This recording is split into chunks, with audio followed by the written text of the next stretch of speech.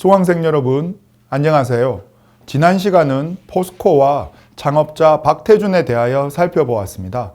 이번 시간은 박태준의 기업가 정신에 대하여 살펴보도록 하겠습니다.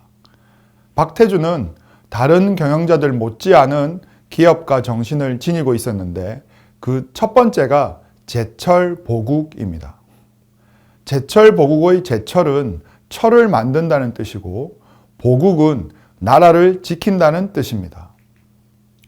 박태준 회장은 박정희 대통령으로부터 경제개발 5개년 계획을 통해 포항제철의 인사 및 경영에 대한 전권을 받습니다.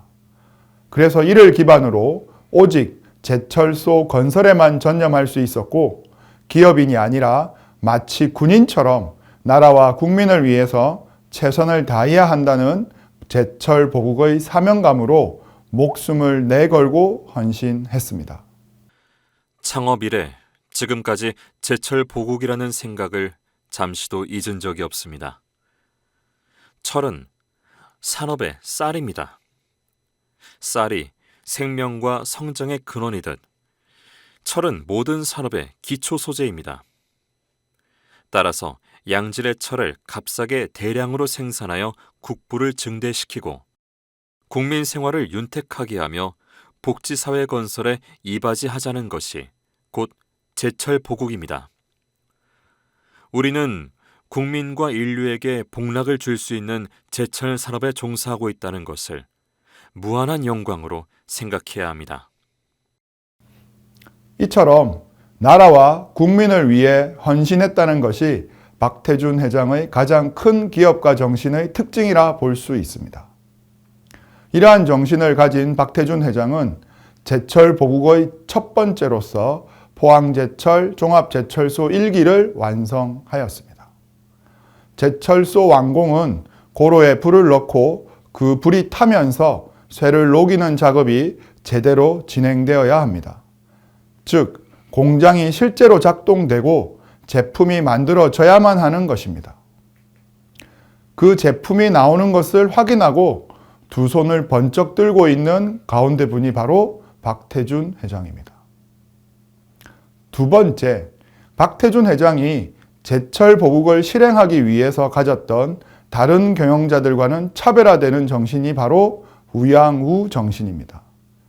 이 우양우 정신은 목숨을 걸어라 입니다.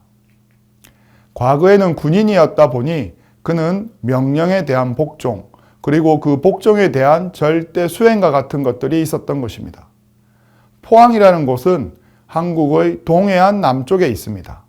그래서 우양우하게 되면 동해 바다가 보이는 곳이고 다시 좌양자하면 자기들의 공장이 있는 곳입니다.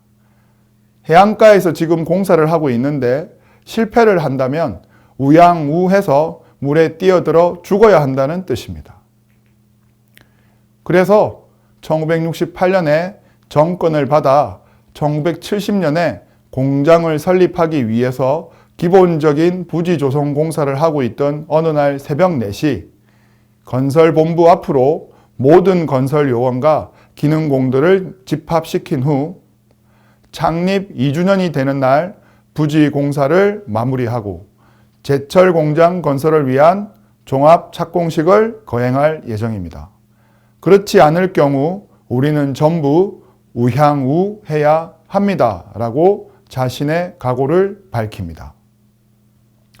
기한 내에 착공에 들어가지 못하면 자신을 포함해 모두 포항 앞바다에 빠져 죽어야 한다는 마음으로 임하라는 어떻게 보면 너무 잔인한 이야기지만 이와 같은 군인 정신으로 예전의 화랑들처럼 전투에 임하면 절대 퇴각이 없다는 그런 마음으로 임했습니다. 그는 부인에게 이제 나를 가정에는 없는 사람이라고 생각해 주시오 라고 하면서 이해를 구한 후에 실제로 공장 착공부터 완공 시기까지 박태준 사장 이하 전 직원이 집에 거의 들어가지 않고 포항에 상주하면서 일을 진행했다는 겁니다. 또한 공사를 하다 보면 조금 안 맞거나 오차가 생기는 부분이 있습니다. 그러면 다이너마이트로 다 폭발시켜서 새로 하게 했다고 합니다. 그래서 사람들이 조금 깎아서 쓰면 안 되냐고 했더니 그런 것들이 다 모이면 결국은 제대로 된 공장이 안 된다고 말했습니다. 그래서 이런 부분도 일종의 우향우 정신이라고 볼 수 있겠습니다. 불초 박태준, 각하의 명을 받은 지 25년 만에 포항제철 건설의 대역사를 성공적으로 완수하고 삼가 각하의 영전에 보고를 드립니다. 홀령이라도 계신다면 불초 박태준이 결코 나태하거나 흔들리지 않고 25년 전의 그 마음으로 돌아가 잘 사는 나라 건설을 위해 매진할 수 있도록 굳게 붙들어 주시옵소서. 박태준 회장이 박정희 대통령의 묘역을 찾아서 헌화하며 이렇게 말했습니다. 그는 제철 보국이나 우향우 같은 군인 정신, 해야만 한다는 정신뿐만 아니라 우리는 국민들에게 무엇을 할 것인가 라는 사명감도 있었습니다. 그리고 그는 매우 청빈했습니다.